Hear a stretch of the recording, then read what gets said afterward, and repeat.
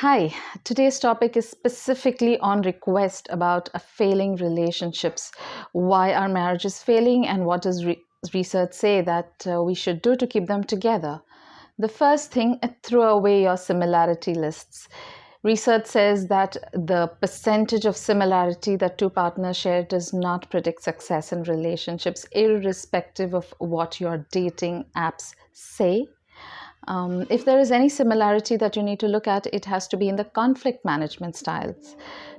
Essentially, how do both of you handle a problem? How do you both of you approach a problem? How do you decide to solve it?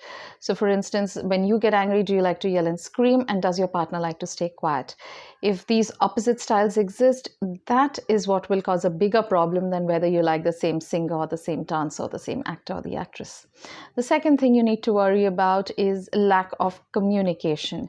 Even if you're arguing, that's fine, but talk.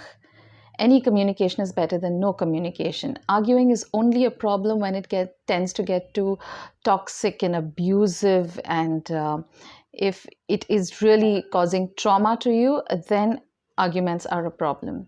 What else can you do? You need to remember that marriage takes a lot of hard work. You have to work at it every day.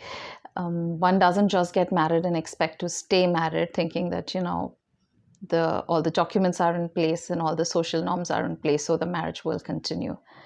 That's not how marriages survive. The fourth thing that you need to remember is grit. Grit is essentially being passionate about long term goals and persevering hard enough to make them work.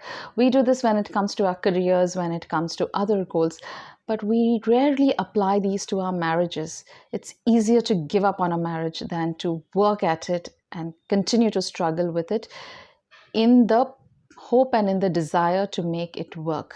Giving it up seems far more easier.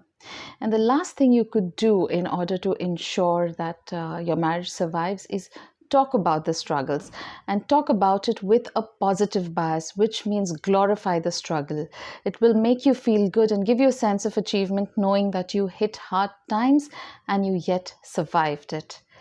And if you do have any problems which these 5 points are not able to help you with, please do contact your friendly neighborhood therapist.